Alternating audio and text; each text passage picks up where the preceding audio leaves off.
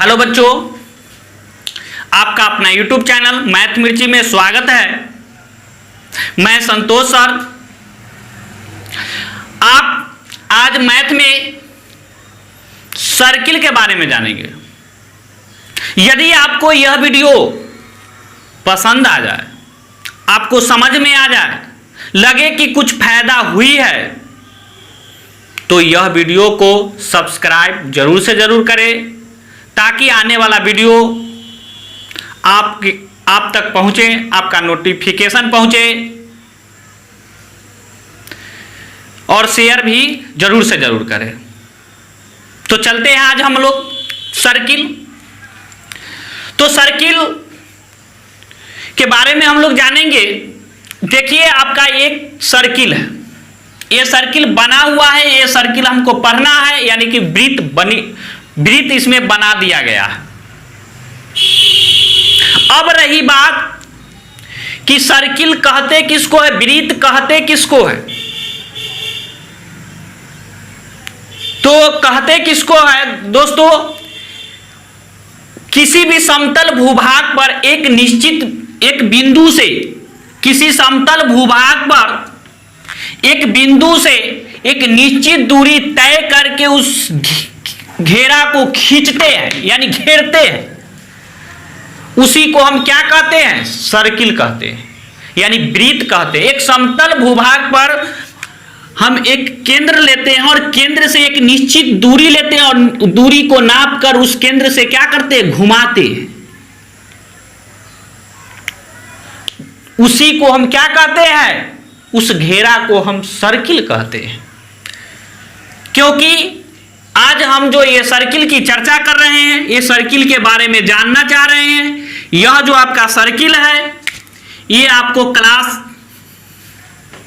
Class जो है आपका 7, 8,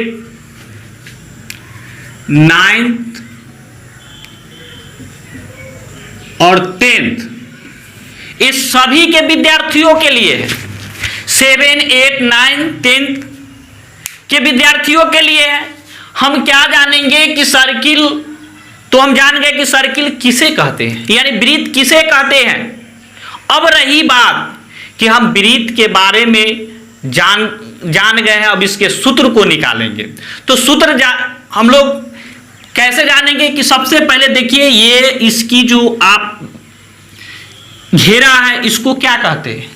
इस सर्किल के घेरा, इस वृत्त के घेरा को हम क्या कहते हैं, परिधि कहते हैं। इसको क्या कहते हैं, हम परिधि कहते हैं।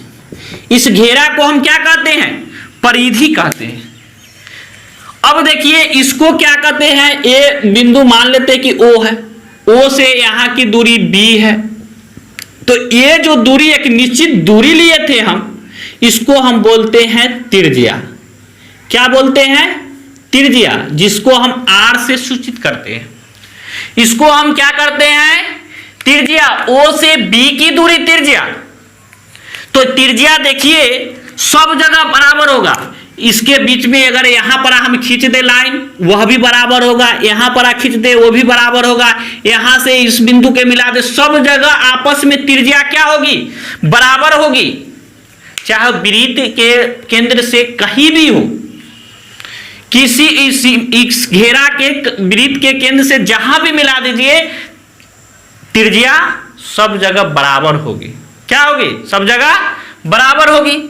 अब रही बात कि यहां से जो मिलाएंगे, तो यह भी तो आपका R है, यह भी आपका क्या है, R है, मतलब ये आपका त्रिज्या है, यह भी क्या है, त्रिज्या है, तो यह भी R है। और पूरा A से अगर इसको हम लिख ले A, क्या लिख ले, A से B की दूरी, मतलब यहां से लेकर यहां जो ओरिजिन पॉइंट से टच, यानी केंद्र से जो टच करती हुई बिंदु है, इसको हम बोलते हैं क्या, व्यास। क्या बोलते हैं, व्यास। ये पूरा को हम बोलते हैं व्यास। क्या बोलते हैं, व्यास। और इसको हम सूचित करते हैं D द्वारा। क्या चीज द्वारा सूचित करते हैं, D द्वारा सूचित करते हैं हम इसको।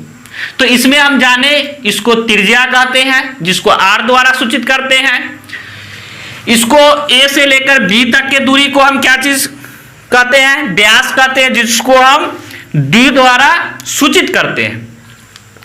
अब देखिए इसको भी अगर हम मिटा देते हैं थोड़ा सा अच्छा लगने के लिए। अब देखिए इसमें आर और डी मालूम हो चुका है।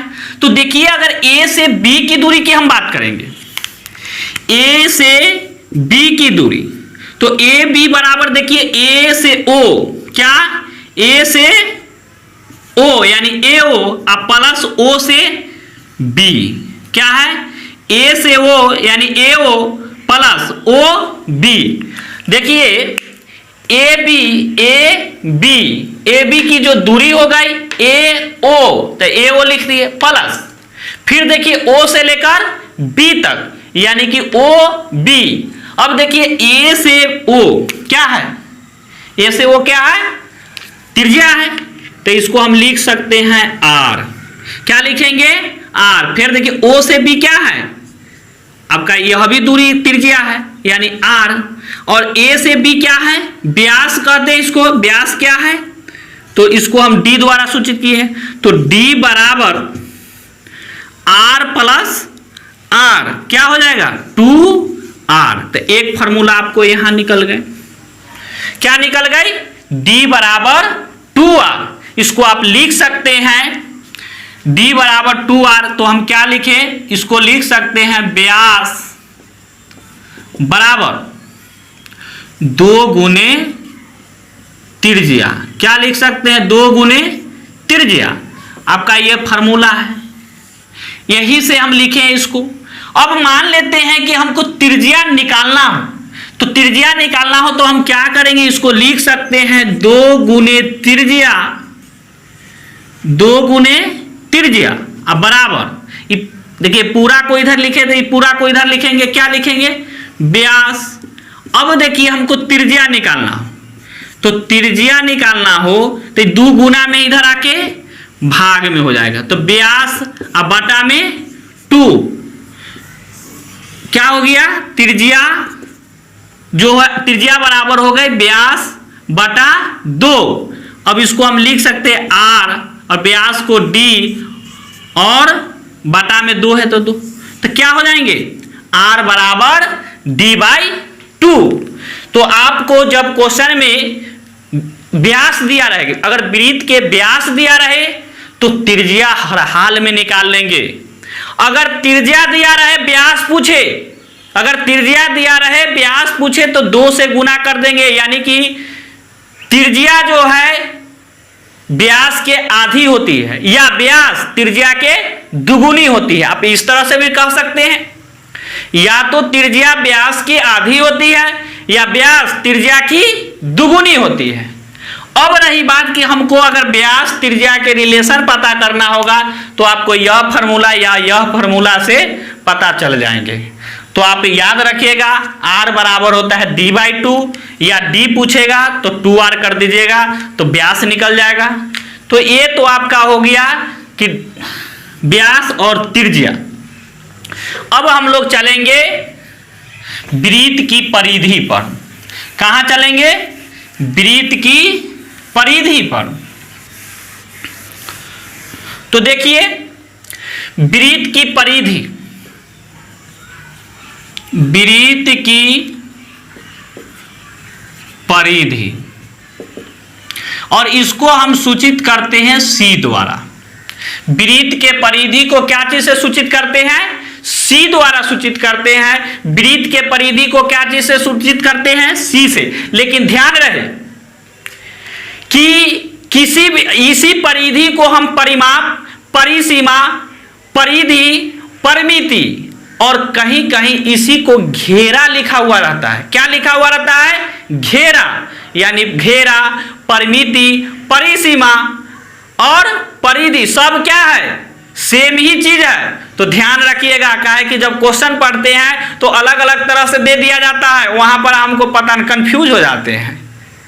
क्या हो जाते हैं, कंफ्यूज। तो कंफ्यूज होना नहीं है। लेकिन ध्यान रहे बच्चों, एक चीज और हम बोलना चाहते हैं, बहुत दिन के बाद बोल रहे हैं कि जब भी आप मैथ के क्वेश्चन बनाने बैठिए तो आप हमेशा, चाहे वीडियो आप देख रहे हैं तो जरूर से जरूर कॉपी कलम के साथ बैठिए, ताकि आपका प्रैक्टिस हो। आप नोट करते चलिए हर बात को, इससे आप देखिए तो करके आपको लाभ मिलेंगे, फायदा मिलेंगे। तो देखिए हम लोग वृत्त की परिधि की बात करेंगे तो वृत्त की परिधि होता है 2 पाई आर। क्या होता है 2 पाई आर, जो बुक में दिया हुआ रहता है।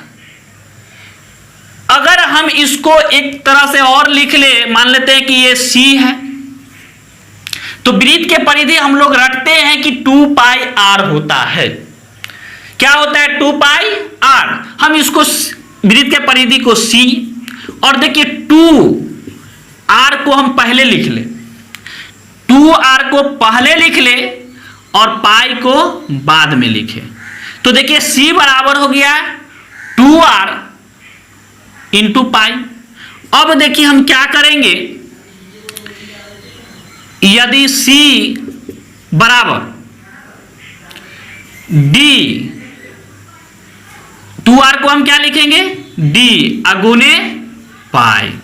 क्या लिखेंगे डी गुने पाई। अब रही बात, हम पाई का मान निकालना चाह रहे, पाई भले पाई निकालना चाह रहे हैं, तो पाई बराबर देखिए पाई को इधर लिख दिए हम, तो ये देखिए पाई के गुना में डी है, तो डी क्या हो जाएगा सी के भाग में हो जाएगी। तो देखिए कि अगर पाई का जो वैल्यू, पाई जो आया, पाई बराबर वह क्या आया सी बटा डी, जो कि वृत्त के परिधि और उसके व्यास के क्या है अनुपात है। वृत्त के परिधि और उसके व्यास के अनुपात को दर्शा रहा है कौन, पाई। क्योंकि आप जानते हैं 10th क्लास हो, चाहे 7th क्लास हो, चाहे 8th क्लास हो, चाहे 9th क्लास हो, आप जानते हैं कि 7 क्लास हो, 8 क्लास हो, या 9th क्लास हो, या 10th क्लास हो, पाई एक अपरिमेय संख्या है। पाई एक क्या है अपरिमेय संख्या, और पाई का निश्चित वैल्यू नहीं निकलते हैं। क्यों? क्योंकि निश्चित वैल्यू इसलिए नहीं निकलते कि देखिए पाई क्या चीज में आया, पाई का वैल्यू यहां भी अनुपात में आ रही, और अनुपात यानी रेशियो का कभी भी निश्चित वैल्यू नहीं होती है। एक गाना है, पानी रे पानी तेरा रंग कैसा, जैसा उसमें रंग डाल दीजिए वैसा ही हो जाएगा। तो यही बात है यहां। तो पाई का मान, पाई जो है यानी वृत्त के परिधि और इस वृत्त के व्यास के अनुपात, आप जितना इस व्यास को बढ़ाइएगा इसका परिधि देखिए उतना ही बढ़ेगा। जितनी आप इस वृत्त के व्यास बढ़ाइए या त्रिज्या के मान को बढ़ाइएगा, परिधि के मान क्या होगा बढ़ जाएगा। त्रिज्या को मान के घटाइएगा, परिधि की भी मान क्या हो जाएगा घट जाएगा। तो ध्यान रहे बच्चे, आपको वृत्त के परिधि क्या होता है 2 पाई आर। क्या होता है 2 पाई आर।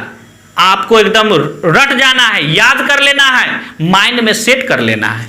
क्या होता है वृत्त के परिधि 2 पाई आर। अब हम क्या जानेंगे, ये आपका वृत्त के परिधि निकला, यही आपको रट जाना है, याद रखना है। अब हम जानेंगे वृत्त का क्षेत्रफल। क्या जानेंगे वृत्त का क्षेत्रफल।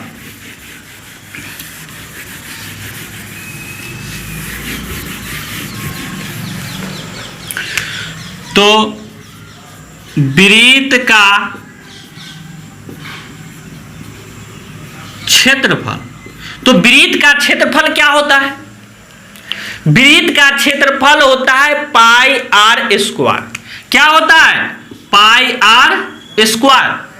क्या होता है वृत्त का क्षेत्रफल पाई आर स्क्वायर। दुनिया के कोई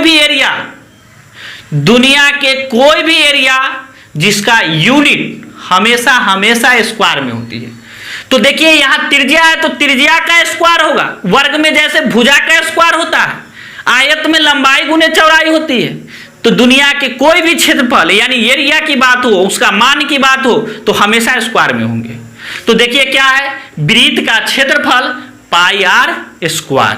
तो आप दो फार्मूला यहां से जाने, वृत्त के परिधि 2 पाई आर, वृत्त का क्षेत्रफल पाई आर स्क्वायर। क्या जाने वृत्त का परिधि 2 पाई आर और वृत्त का क्षेत्रफल पाई आर स्क्वायर। अब हम क्या करेंगे कि ये वृत्त के बारे में जाने। अब देखिए कि यही वृत्त में एक चीज और हम बताना चाह रहे हैं।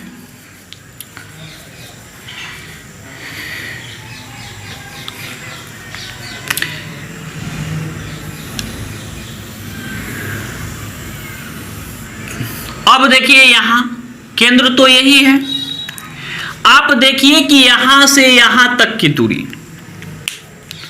और यहां से यहां तक की दूरी, अगर इसको a लिख लीजिए, a तो वो है। ये जो आप देख रहे हैं ये भाग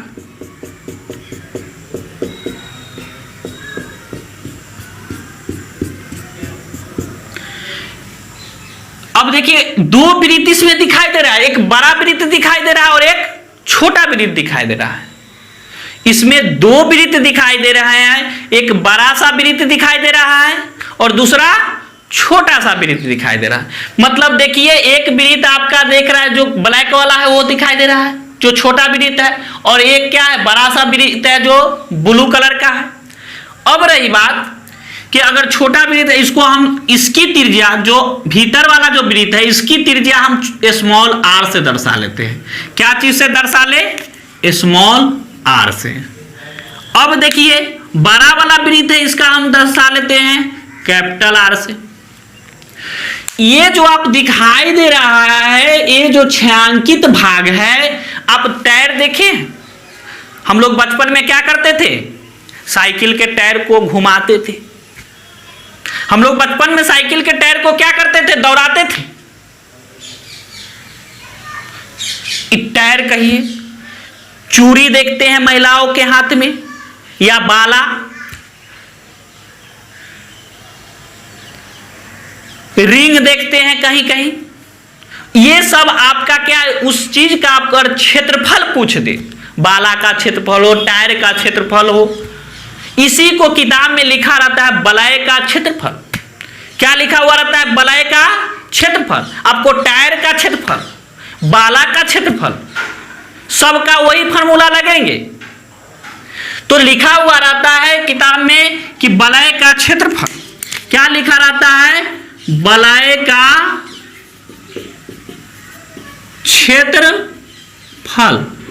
तो वलय का क्षेत्रफल क्या होता है? हम लोग किताब में देखते हैं पाई इंटू बड़ा आर यानी कैपिटल आर का स्क्वायर माइनस स्मॉल आर का स्क्वायर। ये फार्मूला आपके बुक में रहता है दिया हुआ।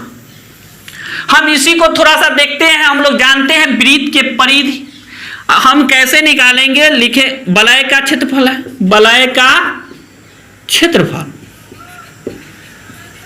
तो क्या हो जाएगा? देखिए इसमें दो वृत्त है, दो वृत्त है। तो वृत्त एक क्या है? बड़ा वाला है यानी बाहरी वृत्त, बाहरी वृत्त का क्षेत्रफल माइनस, अब भीतरी वृत्त के अगर क्षेत्रफल को घटा देंगे तो ये बचे हुए भाग का क्या निकल जाएगा? क्षेत्रफल निकल जाएगा। यानी बाहरी वृत्त के क्षेत्रफल, तो यानी कि क्षेत्रफल का मतलब होता है पूरा का पूरा एरिया, यह पूरा एरिया। अगर इसमें से हम भीतरी वृत्त के क्षेत्रफल का एरिया घटा देंगे, भीतरी वृत्त के क्षेत्रफल के एरिया को क्या करेंगे? घटा देंगे, तो ये जो छायांकित भाग है या बचे हुए भाग है उसका हमको क्या निकलेगा? क्षेत्रफल निकलेगा। तो लिखेंगे भीतरी वृत्त का क्षेत्रफल। तो देखिए क्या हो जाएगा? बाहरी वृत्त के क्षेत्रफल, तो बाहरी वृत्त के लिए त्रिज्या कैपिटल आर लिए हुए हैं, तो क्या हो जाएगा? पाई कैपिटल आर का square, pi R square minus भीतरी वृत्त स्मॉल आर वाला है तो pi R square. Small R pi दोनों जगह है तो पाई क्या करेंगे? कॉमन ले लेंगे। तो यहां पर क्या बचेगा? आर का स्क्वायर। यहाँ वही क्या बचेगा, स्मॉल आर का स्क्वायर। इसको एक लाइन और लिख सकते हैं हम। देखिए ए स्क्वायर माइनस बी स्क्वायर पर तोड़ देंगे। क्या करेंगे, ए स्क्वायर और माइनस बी स्क्वायर पर तोड़ेंगे तो क्या हो जाएंगे,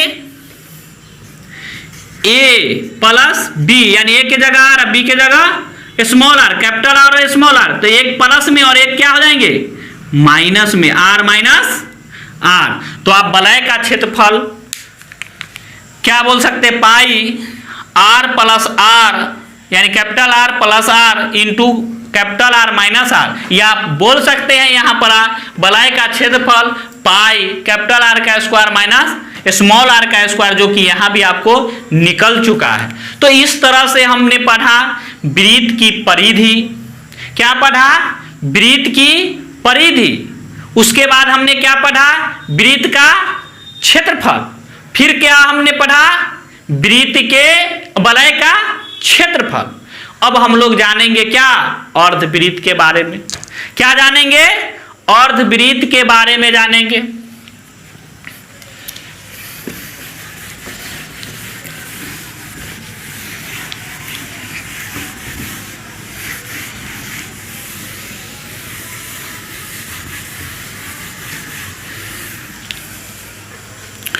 देखिए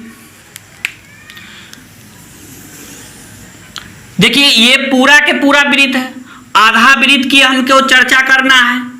क्या करना है चर्चा, अर्धवृत्त यानी आधा वृत्त। तो देखिए इसको हम मिटा सकते हैं। अब मिटाए तो देखिए आधा वृत्त हो गए।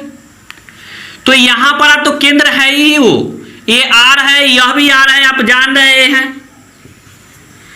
ये त्रिज्या है, यह त्रिज्या है, पूरा के पूरा व्यास है। तो इसमें अर्धवृत्त में क्या पूछता है आपसे, कि अर्धवृत्त में पूछता है कि अर्धवृत्त का क्षेत्रफल और अर्धवृत्त का परिमाप। क्या पूछता है, अर्धवृत्त का क्षेत्रफल और अर्धवृत्त का परिमाप या परिधि। तो देखिए अगर हम अर्धवृत्त का क्षेत्रफल की बात करेंगे,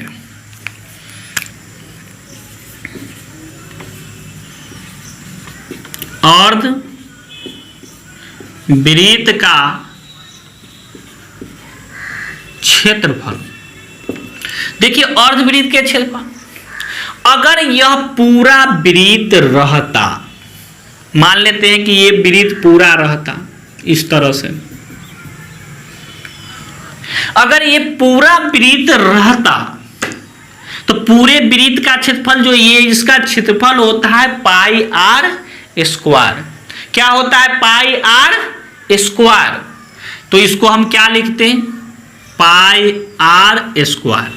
पूरा रहता, लेकिन हमको तो आधा ही है तो आधे ना होगा, मतलब 2 से भाग दे देंगे। क्या करेंगे, 2 से भाग दे देंगे।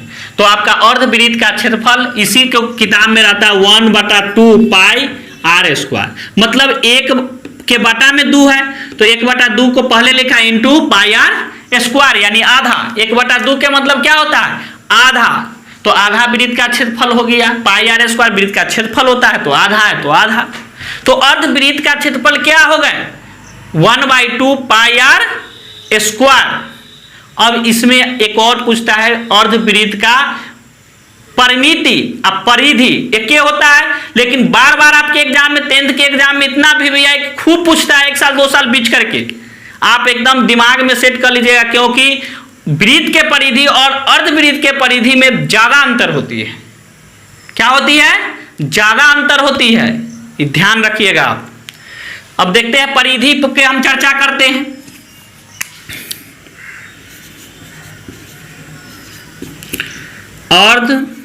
अर्धवृत्त की परिधि। अब अर्धवृत्त की परिधि की बात किए हैं तो पूरा वृत्त अगर रहता, अगर पूरा वृत्त रहता तो क्या होता परिधि, 2 पाई आर। क्या होता, 2 पाई आर। अगर पूरा वृत्त रहता तो होता 2 पाई आर। तो आधा है, यहां से शुरू हुई और यहां तक, लेकिन पूरा रहता तो 2 पाई आर था आधा। तो इसको क्या करेंगे, आधा। और दुनिया के हम जानते हैं किसी भी चीज का परिमाप, परिधि, परिसीमा मतलब चारों तरफ के घेरा होता है। तो यहां से यहां तक के तो हो गया, लेकिन आप देखिए ए से बी तक जो ऊपर वाला भाग है वो बचा हुआ है। ऊपर वाला भाग क्या है? बचा हुआ है, इसको भी तो घेरेंगे। तो यहां से यहां तक ए बी जो है क्या है? आर और आर है। तो आर आर मिलकर क्या हो जाएगा? 2r। क्या हो जाएगा? आर और आर, आर को जोड़ेंगे और आर को जोड़ेंगे तो आर और आर मिलकर हो जाएगा 2r। अब देखिए 2 से 2 कट जाएंगे तो क्या बचेंगे? ऊपर में बच जाएगा आपका पाई आर प्लस 2r। अब देखिए दोनों जगह क्या दिखाई हमको दे रहा है? Common term. आर यहां भी दिखाई दे रहे हैं और आर यहां भी दिखाई दे रहे हैं, दोनों जगह आर दिखाई दे रहा है। तो आर को हम क्या करेंगे? कॉमन ले लेंगे। तो इसको लिखेंगे, यहां बच जाएगा आर कॉमन हो गया तब पाई और यहां बच गया 2। आर तो कॉमन हो चुका है। तो आप याद रखिएगा अर्धवृत्त की परिधि होता है r इंटू पाई प्लस 2। क्या होता है? r into pi plus 2। तो दोस्तों आज के वीडियो में हम इतना ही। फिर नेक्स्ट वीडियो में हम जानेंगे वृत्त के त्रिज्याखंड, वृत्तखंड, चाप की लंबाई और चाप की लंबाई हो गई, लघु चाप, दीर्घ चाप, इस सब के बारे में हम अगले वीडियो में जानेंगे। उसका क्षेत्रफल निकालेंगे, परिमाप निकालेंगे। तो आज के लिए इतना ही। अगर यह वीडियो आपको अच्छा लगा हो, समझ में आ गई हो तो जरूर से जरूर लाइक कीजिएगा, कमेंट कीजिएगा। धन्यवाद।